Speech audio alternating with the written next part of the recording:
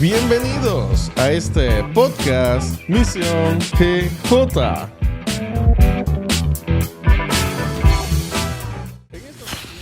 Titled, When We Depend, There Is No Error. We have Apostle Erickson Salazar and leader Denise Castro. How good it is we're here, flowing in the prophetic for the house. That's right, from the house and for the house. The place where we come to feed ourselves with the word. Hello, Denise, how are you doing? Buenas noches. Hello, good evening. Entusiasmada I am very excited que la lotería no se llama because when they say that you don't win the lottery, I did win the lottery. que de verdad. My number came up, for real. Emma, esta es la única lotería That's great, Louis says. que debía jugar. And Denise says this is the only lottery you should play because this is where you really win. This is where you really win. Apostle says, I see where this podcast is going because she started with a whole lot of energy. We rejoice in the same way as you, with that same enthusiasm and energy. And we are really rejoicing in having you here with us in this segment, Experiencing the Mission. And in that same way, understanding that you are one of the new ones, we would like to know your experience here in the ministry, Generation Joshua. Together with the apostle, which one of the missions has impacted you the most in the ministry? Let us know, Denise.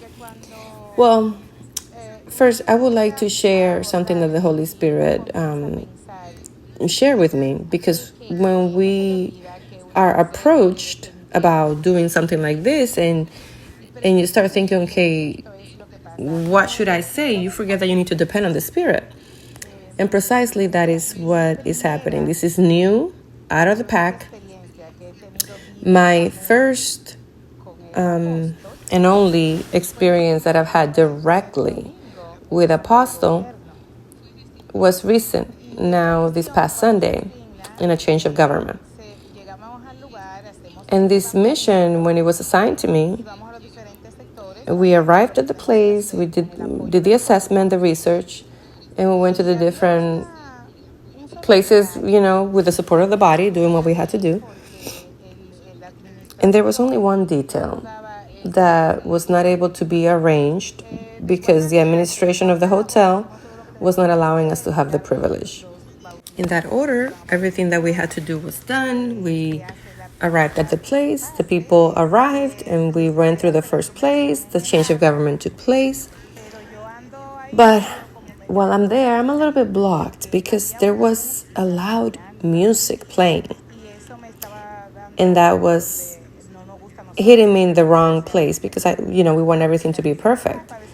And in that first stage of the assessment, when I perceived what was happening, I went to the administration and I asked if they could help us out, turning down the music. And they said no. So when I go to the place where everything's taking place, the music is very loud. And I'm very blocked with that situation. And I remember, but this doesn't depend on me. Really?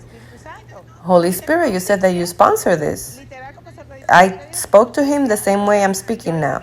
So I said, okay, you sponsor, so I don't know what you're going to do because I did my part.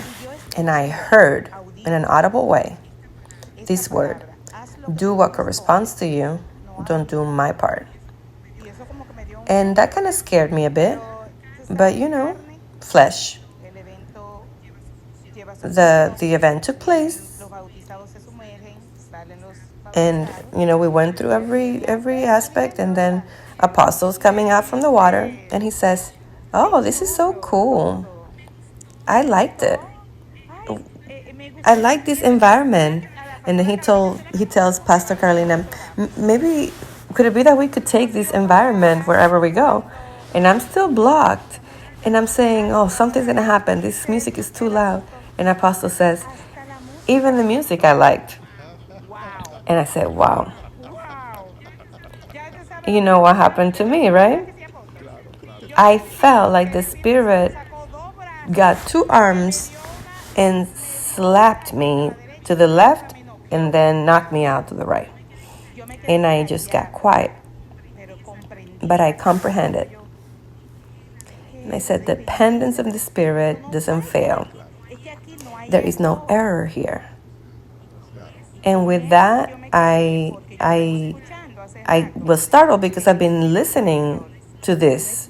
In the Spirit, there's no error, but it's not the same when you live it and you have to depend. And then, Apostle comes out of the pool and he says, oh, this is so cool.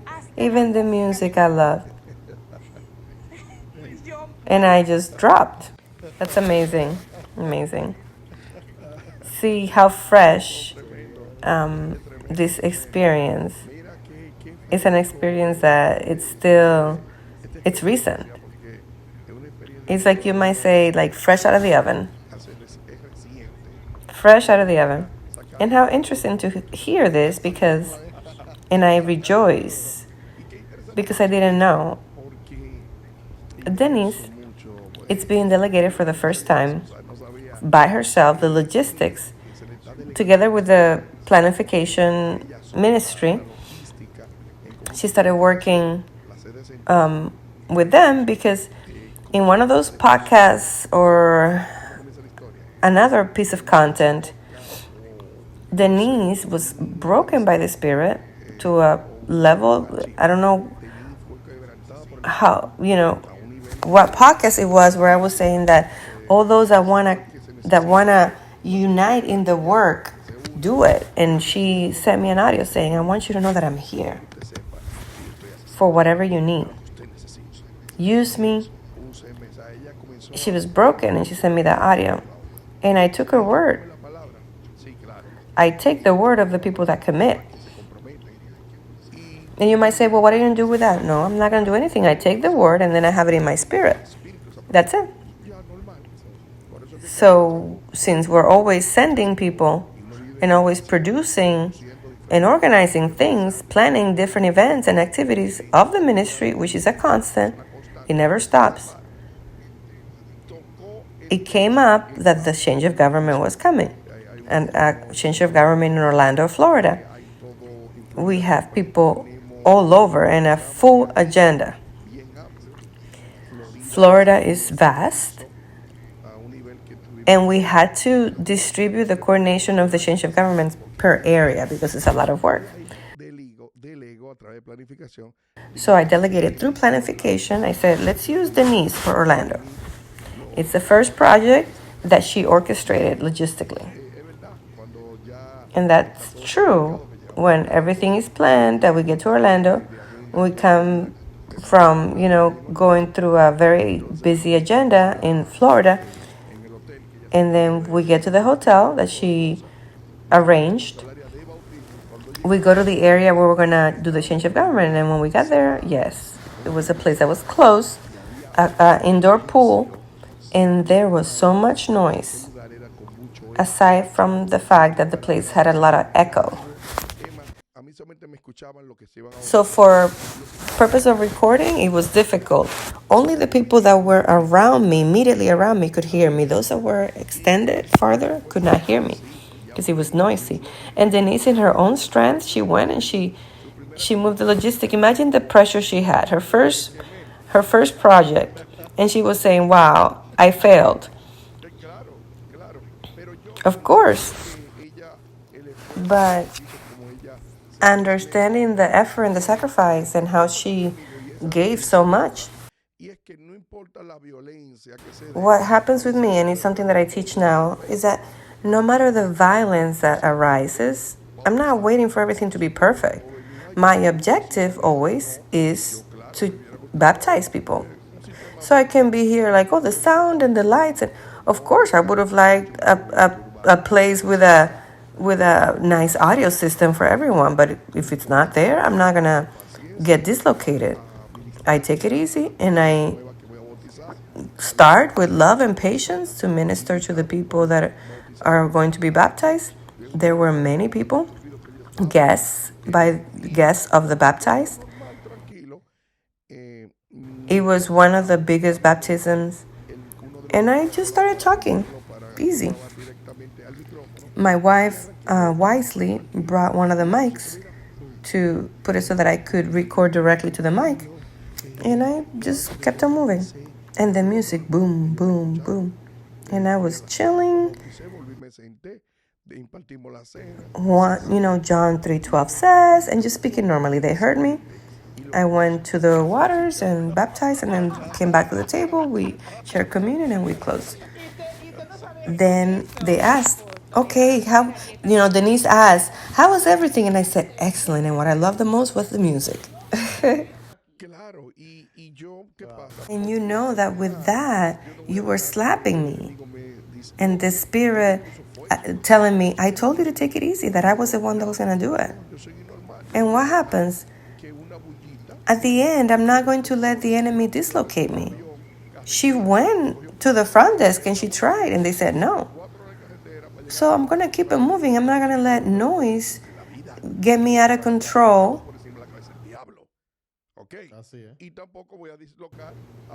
A person that I got on a plane, I rode for 4 hours, and then I'm going to let a little music get me out of control. I'm going to fulfill the mission over the devil's head. But I'm not going to also dislocate somebody who's giving of themselves, who left her job behind and family and everything, to sow herself in the kingdom. Because of a music? No. I did what I had to do with the music, as if nothing. And it was phenomenal. When it was transmitted, it was phenomenal. We recorded everything. We recorded the audio. The first 2 minutes, there was a little situation that there was no mic, but then we edited, and it was phenomenal. And the whole ministry, the ones that were baptized and their relatives, the ministry itself, they have seen the change of government, and they enjoyed it. And not only did we reach those that were present, but we reached the whole ministry to be edified by the prophetic word that was shared from that place. See how powerful? So this went beyond. It didn't just stay there. This got enlarged, and now people from many countries are watching this change of government and rejoicing with the word that at some point you could have had the battle because it couldn't be done. No, everybody's listening to it from home, watching it. Yes. Apostle, let me add something. Denise says that in that same struggle, I knew that it was a teaching. But I asked myself, at the end, how is this learning going to come about? What am I going to accomplish with this? Because the front desk is not giving in. They're not allowing us to do what we need to do. And aside from the music, it was like a radio station. And when the radio host started talking, I would say, Holy Spirit, can you shut him up? Can you at least shut him up? I was having that struggle, but I learned deeply because you modeled that peace and that calmness. Normal, he said. And I realize how much of a way I have still to go. And that's the miracle and the wonders, Apostle says, come about in the midst of violence. People want to force things. Imagine, there were people there that after that, we went to a place to share, to spend time, and there we spoke more calmly, and the families were impacted. By what? The fruit. But that fruit is being produced in the midst of violence. But just like Denise, nobody saw any dislocation in her. And look at the struggle, the battle that she was having. That to this day, I did not know what she was talking about until now. She's sharing that with me, that she was in a struggle. That is not a surprise for us because this is normal. We've always said that we do not highlight the demands or the manifestations or, you understand, the provocations of the enemy. We never highlight those because it is more wonderful, the miracles and the wonders, than the enemy rising up. See how interesting? We come from a religion where we were always highlighting the enemy. And he did, and he rose up, and this was terrible how the enemy came up. And you're like, why terrible? You know what's terrible? We're terrible. That we're going, we unite for one life, no matter the cost that it could take.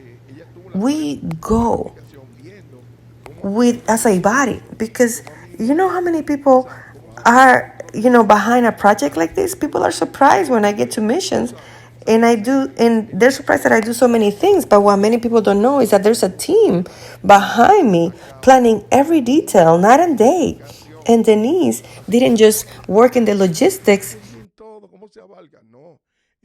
terms of the territory, but she was in the pre-planning, seeing how everything is the smallest detail, how we take control of the tiniest details, place, location, communion, the people, moving, everything is taken into account with a lot of planification. So it looks so nice when it's all done. Oh, wow, how great. No, it was all planned. It was rehearsed. It was taken into account. And things can still come up, which is normal.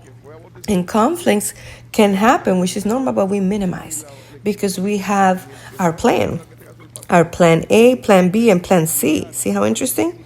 So the miracles and the wonders were produced from the day that we decided to save a life. Hello? The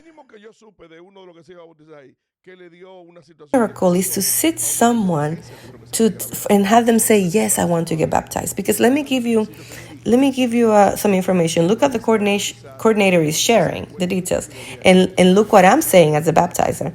But the coordinator, nor the planning ministry, nor the pastor, none of them win what somebody goes through when they're going into the waters. The battles inside in their soul. That is the true fire.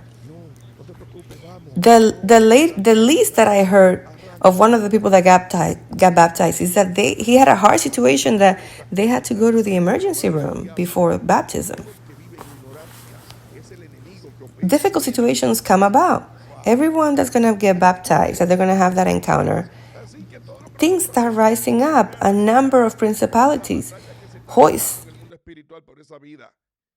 They don't want that person to break with the mark, because they don't want that person to break with the pacts, generational marks that have them stuck in their families.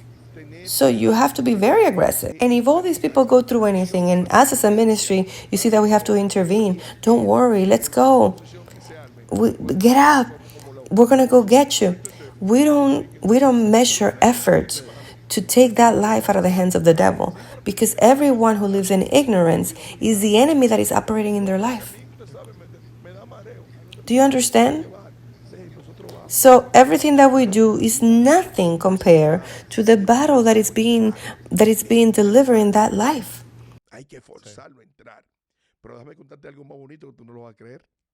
In the spiritual world. That's why if you want to renew yourself, only think that there was one in the cross of Calvary that gave his blood for that life, gave his blood for you to today have that disposition and that commitment and that diligence to go for others. And that no matter how much opposition rises up, we are like crazy people that we don't understand. We keep moving. But don't you understand that I don't feel good? No, it's okay. We're going to go get you. But don't you understand that my arm hurts? Don't worry. We're going to take care of your arm. But, I get dizzy. Oh, don't worry. We're going to bring you. We're going. We bring the person, like the word says. We force them to come in. We force them. We have to force them to come in. But let me tell you something nicer that you're not going to believe. You're not going to believe what's coming. Sit down. Hear this. That coordinator that's talking,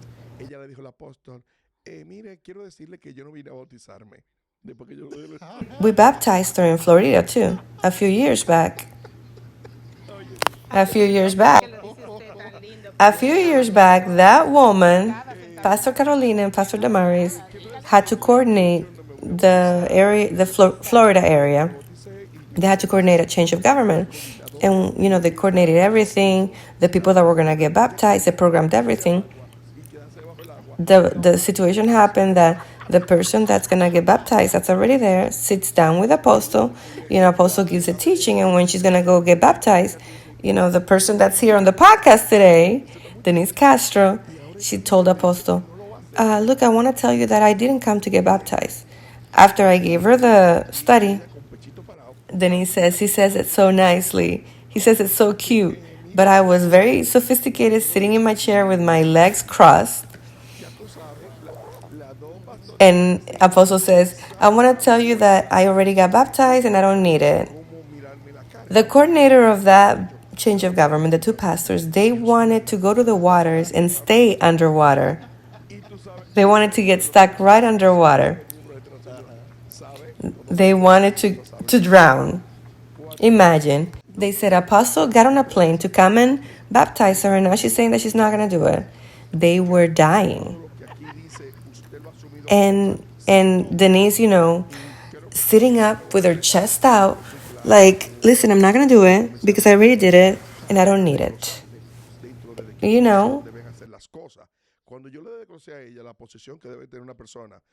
The two pastors are there, frozen, embarrassed, because they didn't know how to look at me. They were like looking down. They were looking down. Like earth swallow us. And you know what happens, right? Every member of Generation Joshua knows what is going to happen, right? So when she said that to me, I said, oh, okay, you're not going to get baptized? Well, look, let's talk, my friend. You think that everything that is said here, you've assumed it as such? Yes, everything. I've taken it on. And I think I'm good. I already got baptized. I'm clear. And so I started talking to her, breaking things down in terms of what position is needed to do things. When I broke down what position needs to be had to go in baptism, and if she had that position clear and defined, then she started putting her guard down and relaxing a bit. And then she's like, well, so the picture changed. And at the end, she knew that she couldn't deal with it. And then she said, okay, I'm going to do it. But then she said, but I didn't bring clothes. And the pastor said, we have clothes for you. When she said, well, I can't resist this man. She thought the fact that she didn't bring clothes was going to be an end of discussion for me. No, they got her the clothes. And stylish too. So we baptized her.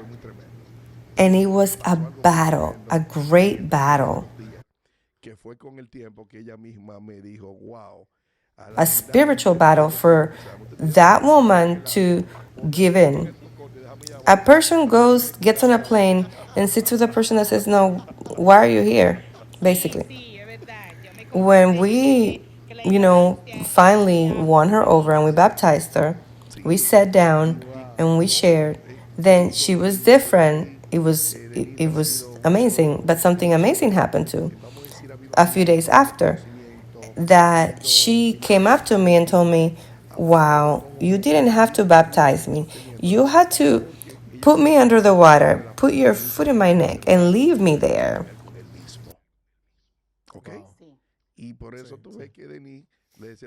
Until I just stopped moving. Yes, it's true. I confess because I said the ignorance is very daring. And after that, Denise has been a constant revival and acknowledgement, seeing miracles and wonders. Everything has happened, but seeing God always sustaining her because she has encountered one of the greatest battles the human being has, and is going against themselves. And that's why Denise was telling the Holy Spirit, tell me, you say that you sponsor. So after this baptism that I say I like the music, she was like, seriously?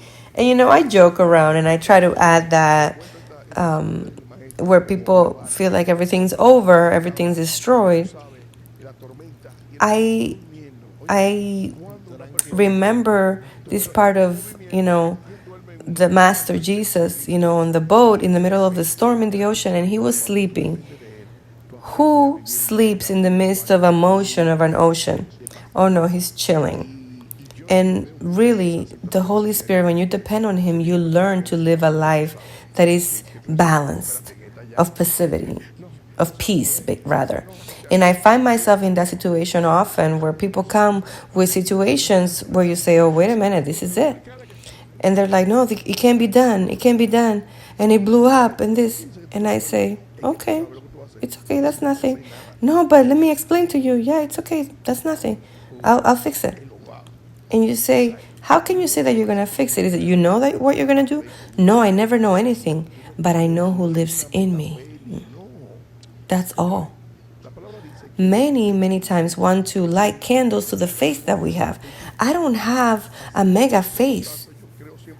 People, the word says that the one that is in you, that the one that is against you is not greater than the one that is in you. So I believe 100% in the one that is in me.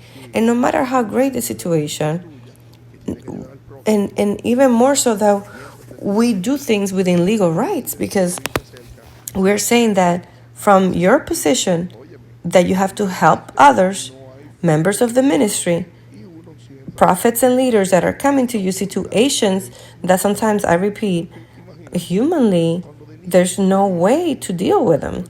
And we always appeal to that authority of, no, yeah, we're going. Because imagine, when Denise saw the noise or the mess full of people, what did she do? It sounds like it's crazy what she said, but she's correct. She said, okay, Holy Spirit, you say you sponsor. She said it.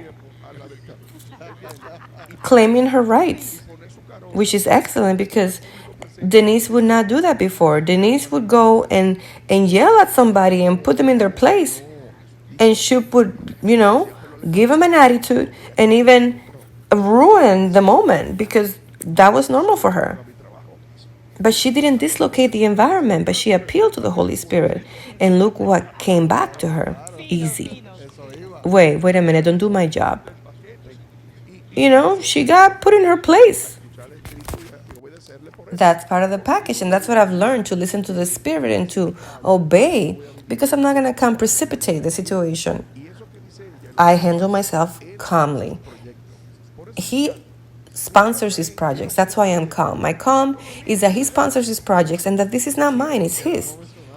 You have to understand that we always talk about that in every project we undertake, always something happens, but we get happy because we see that what we're doing is having an effect, and the enemy is fighting back. He doesn't want us to project that power to the public because he knows it's to save lives.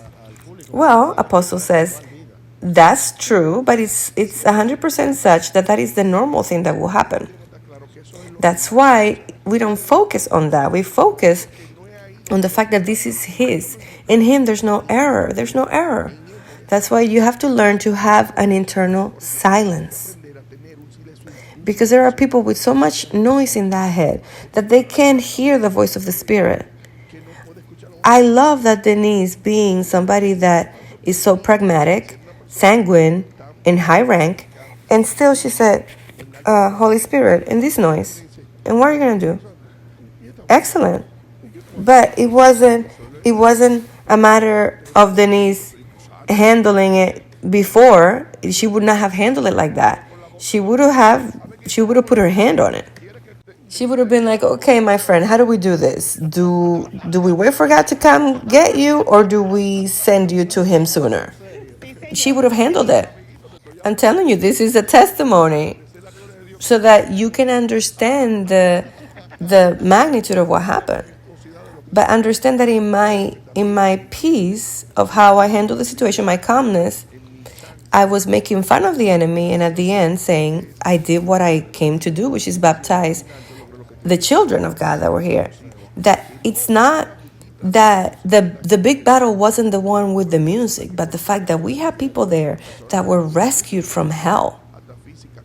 people that had a lot of opposition physically with their health, to take them out of the way. And the fact that we accomplished it, that was too powerful.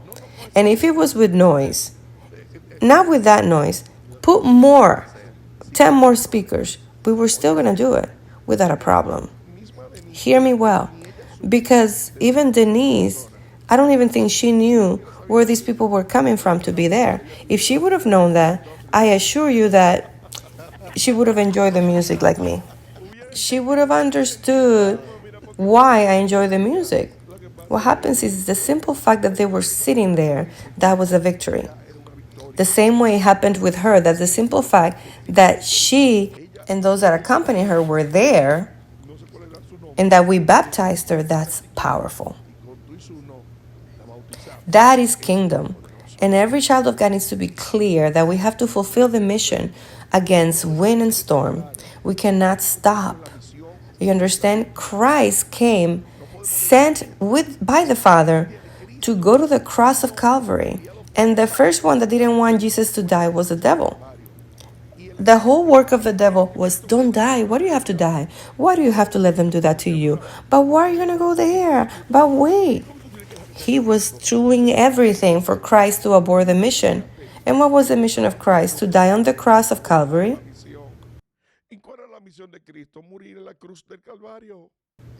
So all opposition is nothing more than for you to abort the mission that has been delegated to you.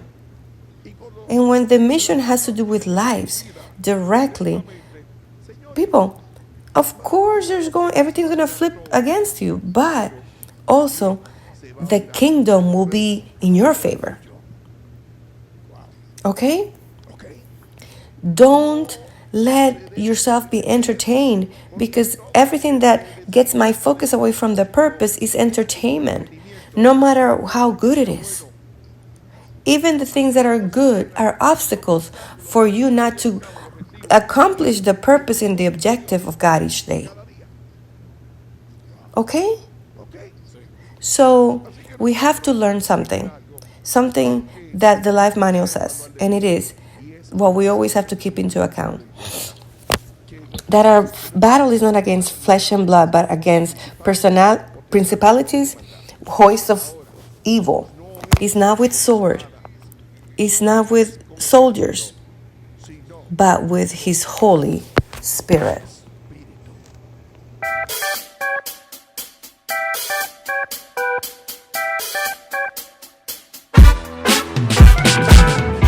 Gracias por sintonizar nuestro podcast Misión GJ. Nos vemos en un próximo episodio.